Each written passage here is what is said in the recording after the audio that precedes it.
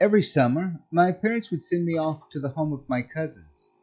They lived in a beautiful wooden house that sat right on the edge of the woods, acting like the marking of a border between the safety of humans and the unknowable abyss of wild nature.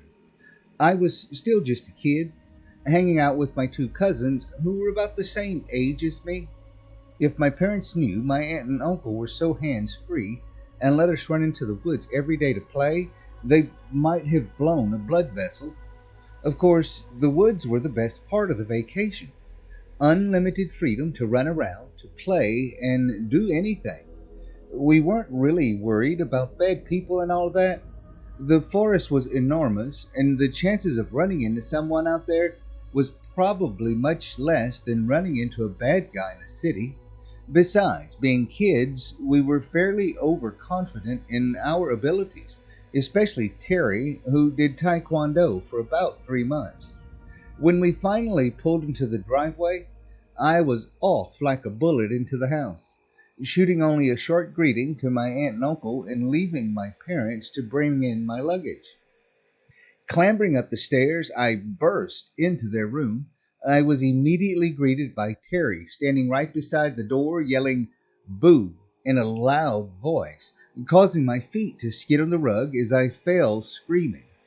Climbing back to my feet in the deafening sound of his laughter, I gave him a kick to the leg, making him stumble back onto his bed. Terry was a year older than me, with messy black hair and a tiny scar on his left cheek from 2 years ago when he slipped on some sharp rocks. He was quite big for his age, mostly due to his love for sports. I told him not to do that, Sam said from his bed, book in his hands. Sam was my age, and honestly, he was the one I liked more. He was quieter, preferred reading, and was smaller, but he too enjoyed the activities that we had in the woods. Terry still had that stupid grin on his face, not a hint of regret from him. "Did you finish that treehouse you wrote about in the letter?" I asked. Terry's grin somehow grew even wider, while Sam shook his head at him. "Sort of. It's not finished. We got distracted. We found something better," Terry said. What? What was it?" "The altar of a ghost that haunts a dark corner in the woods." Terry's eyes glinted. "I'll tell you at night." After the blurred rush of what was the family dinner, unpacking my luggage, and watching my parents drive off down the only paved road in the area, Terry, Sam, and I were huddled in blankets in his dark room, sitting around a campfire-shaped lantern. Terry spun a long, boring story about the events of building the treehouse and what he was doing at school, insisting that it would be important to the story. It wasn't, until finally he reached the part of the story where he detailed him and Sam coming over a ridge far away from the usual walking path and came across it, the altar. It's called the Ways, according to the words, and beyond that is an altar dedicated to the ghost, the Lady of the Fan, he said in a low voice. As Sam began to shiver a little, "The Lady of the Fan? Like that fan?" Pointing towards the electric oscillating fan lazily in the corner of the room. He nodded quickly. "The altar is made up of all sorts of stuff. I'm thinking she has a cult. And all over the altar is drawn her symbol. Her symbol, the fan." Terry whispered the last bit. I didn't know what a cult was, but a part of me found it funny that a ghost in the forest was associated with a fan, of all things. "Have you seen her? Did she try to kill you?" "I haven't, but Terry has. He snuck out at night. I was too scared to follow him. She doesn't show up during the day, so we play on her altar. She dresses in billowing white." Terry grinned, causing Sam to shriek back. "She has no face, and instead of talking, she makes a clicking drone. We should go there tomorrow, Michelle." Quite stupidly, I agreed. It was comforting to be back in the woods. Terry led the way, eagerly trekking ahead. hopping across the tree roots and climbing boulders with casual precision. Sam and I followed behind as best we could. I was out of practice, nearly slipping on slick moss several times and tripping over a protruding root I hadn't seen. Over us, the shadows of the canopy covered the ground like webs, the wind occasionally causing sunlight to filter in. It wasn't dark, but it was definitely quite shady and cool. Around us, the beautiful songs of birds swirled through the air, with nothing but the shaking of leaves and the occasional calls from other animals to share. It was much better than hearing the roars of car engines every day. We had gone off the walking paths much further than I had ever gone in any of my previous trips.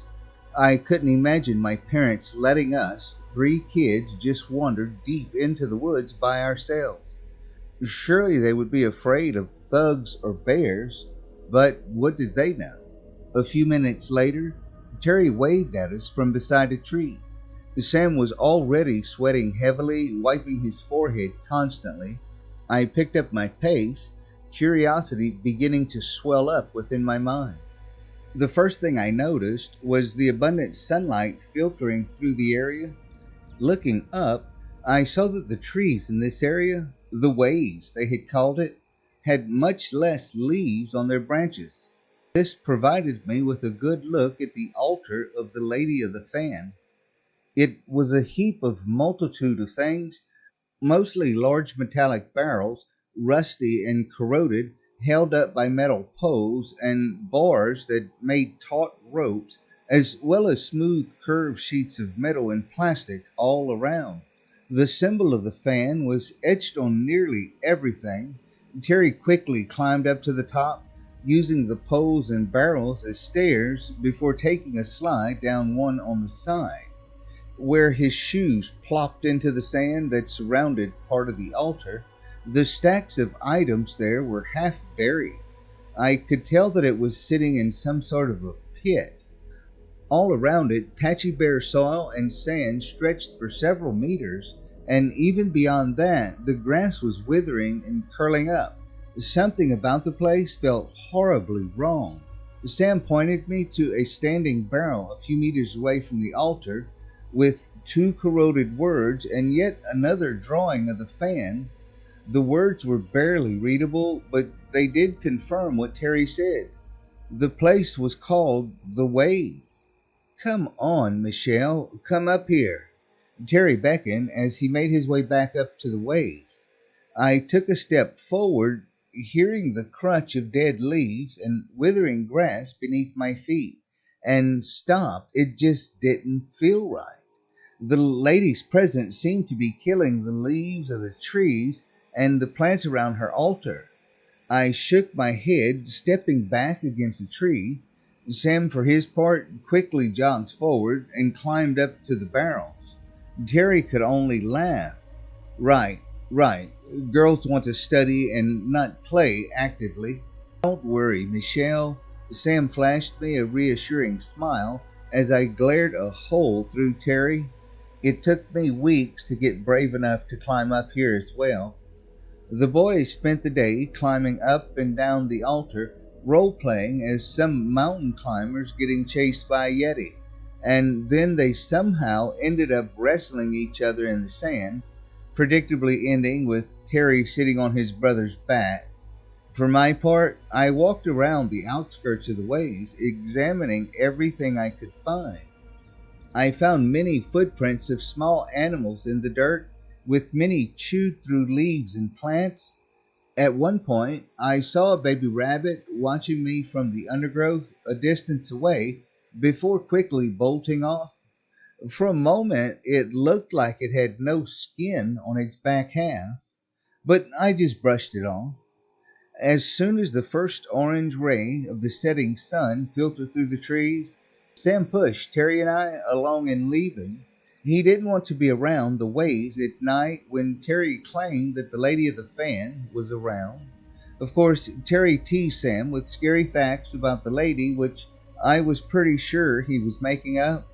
She likes to suck blood from the unathletic kids, Sam. Stop. For the next few days, we returned to the ways without fail.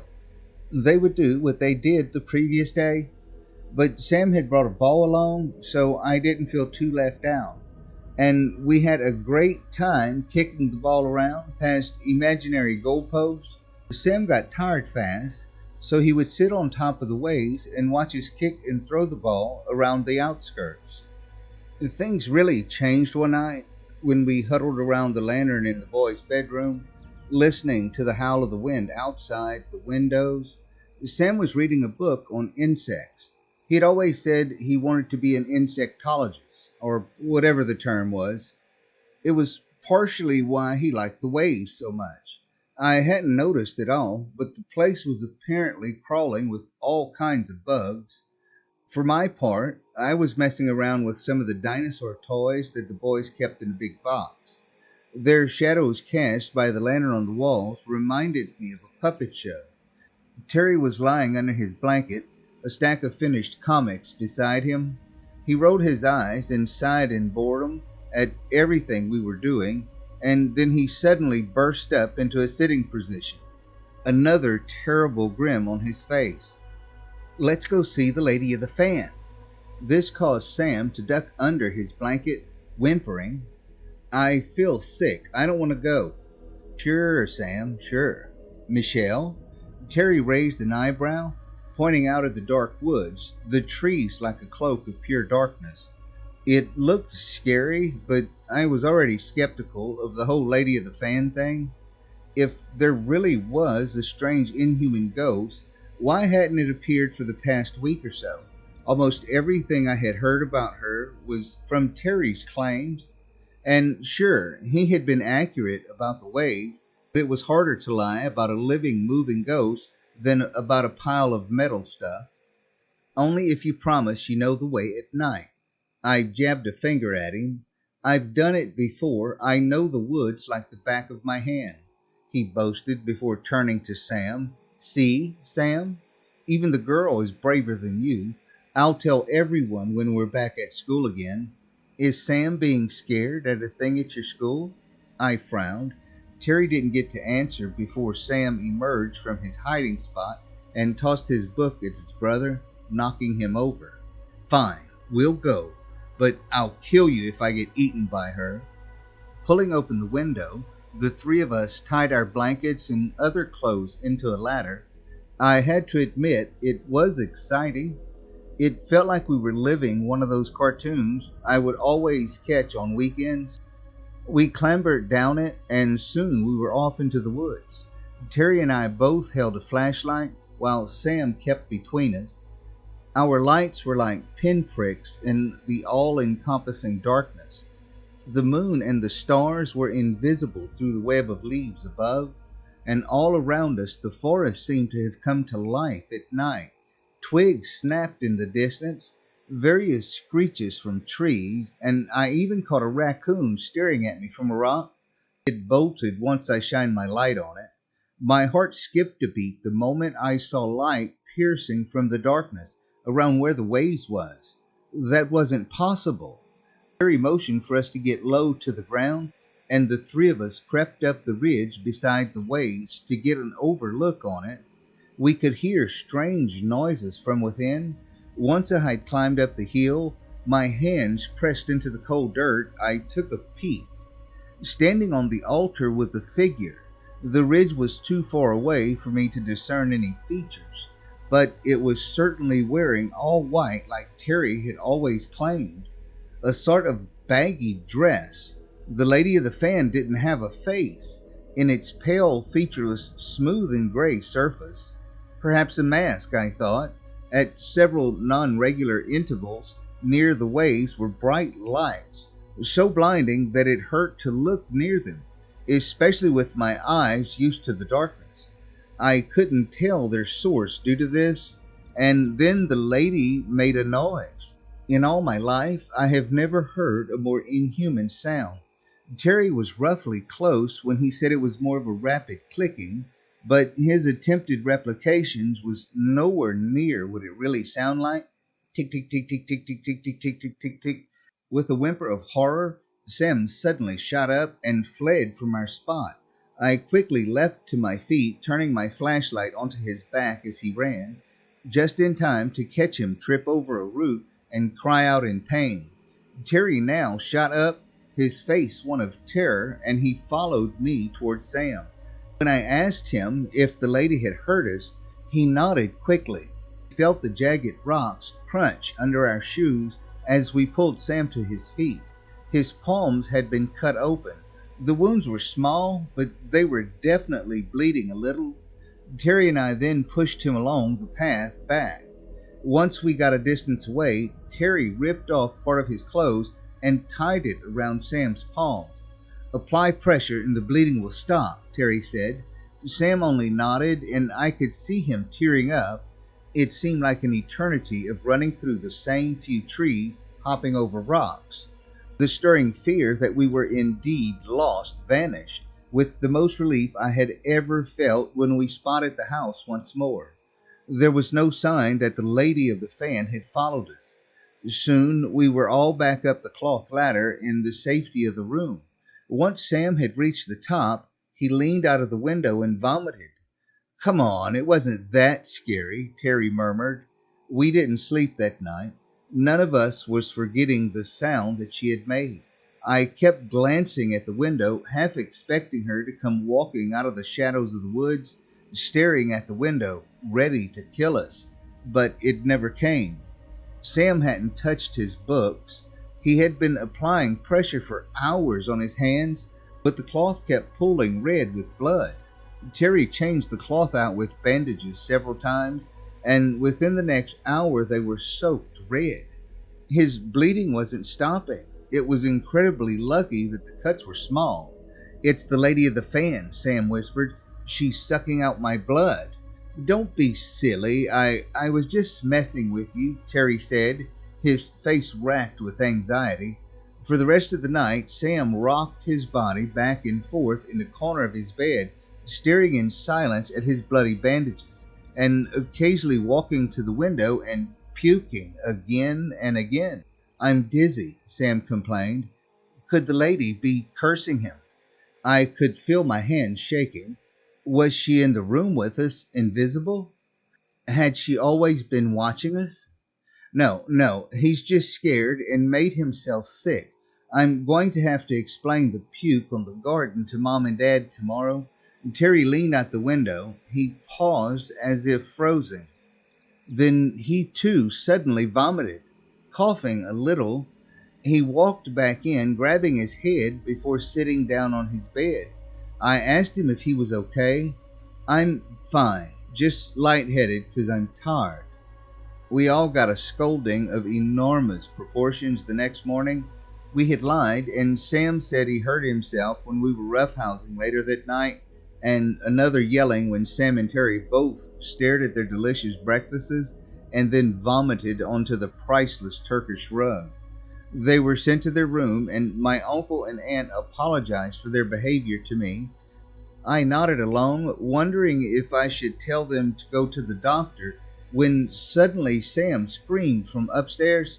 His parents rushed up quickly, and they screamed too. When I followed, they pushed past me as they emerged from the toilet, Sam in tow and telling Terry and I to follow. I stole a quick glance into the toilet and only spied the toilet bowl stained with bloody red before rushing down into the garage as they pushed Sam in. Terry was in front of me when he suddenly stumbled aside and crashed painfully to the floor. My aunt and uncle both picked him up as my aunt got into the driver's seat. When my palm touched Terry's forehead, I could feel how hot he was getting. My aunt's driving on the way to the hospital made all of us scream as she swerved in and out to overtake cars. I was seated at the back of the car in the third row of seats, which I was thankful for because Sam and Terry puked all over themselves during the ride. Terry was unconscious, while Sam looked dizzy and disoriented, his eyes unfocused. He only stared at his hands, still bleeding and soaking his bandages red. And were his hands getting bigger? Once we pulled into the hospital, Paramedics rushed them in while stopping to ask us questions. I wanted to tell them about what had really happened, about us sneaking out to spy on the lady of the fan, but I was scared that they would call me crazy. We just had to wait for the doctors. My aunt and uncle were crying, something I had never seen them do, and holding each other, saying reassuring things. I was half dozing off from lack of sleep. There were many people going in and out of the hospital here, though I frowned when two men in black suits and sunglasses walked in through the doors and into the area where only the doctors could go. How come we couldn't go in while they could? Soon they called us in one by one, telling me and presumably them that the boys had gotten some sort of rare virus and that they just needed to do a quick test to make sure we weren't infected as well. The doctor ran a device over me and it made a few slow clicking sounds, and he gave me a warm smile before letting me out. As I stepped out, the two men in suits stepped in past me, and I heard a few lines as they talked. Told them it was a virus. Left something in there. Mistake. Say nothing. A darkness fell, and it passed midnight. I was shaken awake by my aunt and uncle from my nap on the hospital chairs. Their eyes were tear-filled and red. They explained that they were allowing us to talk to the boys, and since they had finished talking, maybe I wanted to as well. Well, Sam, since Terry was still unconscious. When I walked into the ward, I found the light dimmed and the same sterile stench that hospitals usually have. It was cool, and my shoes made squeaking noises as I walked. I couldn't see Sam. There was a thick curtain surrounding his bed and two chairs outside the curtain. My uncle had said that Sam's immune system was weakening, and I could make him sick by being close. So I plopped down on one of the chairs, finding it still warm. Sam was groaning and moaning in pain constantly, half sobbing as well. There was a constant sound of something dripping onto metal, but I couldn't see a sink or anything there. Sam, it's me, Michelle. Michelle? Michelle, help me. It hurts. Why are my hands so big? Sam's voice was weak, barely more than a whisper. What's happening? The lady of the fan is here, Michelle. I heard her voice, that ticking when the doctors were checking on me. Is she hurting you? My eyes darted around the ward and ceiling, staring into the shadowy spots, ready to bolt if I saw her. She's pulling me apart bit by bit, Sam sobbed and moaned in agony. She keeps taking my skin off, and they have to put it back on. I stood up and started backing to the door in terror. My legs hurt. She's growing blisters on them, he whimpered. I took a shaky step closer, almost wanting to pull the curtain open to see him. I could smell a strange, overpowering foul stench coming from within. It reminded me of when I found the rotting corpse of a deer last year. Sam, what's that dripping sound? I heard the sound of Sam shifting on his bed, crying out in pain as he did. My hands are leaking. They're leaking. Mama, please help me. Make her stop being angry. I don't want to be taken apart anymore. Help me. It was all too much, and I ran out of the room, letting the door slam behind me as I jumped and hugged my aunt tightly, tears beginning to well up in my eyes, but I knew what I had to do. That morning, right after my uncle drove me back, I ran down to the kitchen, grabbing any snacks I could fit in my hands. Chips, cereal, anything. Food in tow, I sprinted out into the forest, running the route we had gone every day until a few minutes later I had arrived at the ways. The altar loomed menacingly, although it seemed to have gotten smaller somehow. My heart was pounding, threatening to break its way out of my chest. My skin broke out in goosebumps as I gulped and took a few steps toward it. moving slowly, eyes darting around, ready for the white-clad lady to suddenly appear and snatch me. But she didn't, and soon I had reached the lifeless sand and dirt at the base and placed the offerings down. Please, we're sorry for spying on you. Take these and stop hurting Sam and Terry. I beg you, don't hurt my cousins anymore. I prayed and pleaded, feeling myself starting to cry as I did. The oppressive silence, the bare trees and imprints in the sand where they had played just 2 days ago. It was too much, and I turned and ran, trying to get as far away as I could. A small deer nearby spooked and dashed off at this point. It seemed to be covered in weird bumps. I stayed in the house, mostly alone, as my uncle and aunt moved back and forth here and the hospital. Terry and Sam weren't getting better, they told me, but I clung on to the hope that the lady of the fan had gotten my offerings and would leave soon. She had to. A week later, the bombshell hit. My sobbing aunt and uncle came back, barely holding themselves together. They told me that Terry and Sam had died that day from the strange virus. My parents would be coming to pick me up. I don't remember what happened next. I was crying in their room, sobbing with their blankets and Sam's insect book. The next thing I knew, I was running through the woods towards the waves, resentment and fury the only thing in my mind. How could the lady of the fan still have done this after my offering? How could she be so cruel? When I arrived at the waves, I skidded to a halt in surprise. The altar had been halved in size. My offerings were gone, and nearby there were weird wheel marks in the mud and dirt, but no sign of the lady. Why did you kill them? I said I'm sorry and gave you offerings. I screamed, kicking at the barrels on the altar again and again. I beat it until my knuckles bruised and my feet limped in pain. I knew the lady of the fan would likely come for me, but I didn't care anymore. Shaking my head and wiping my tears as I walked off, vowing to myself never to return again. Shaking my head and wiping my tears away, I walked off, vowing to myself never to return again. I took one last look at the standing barrel, spitting at it and staring at its corroded words and that damn symbol of the fan.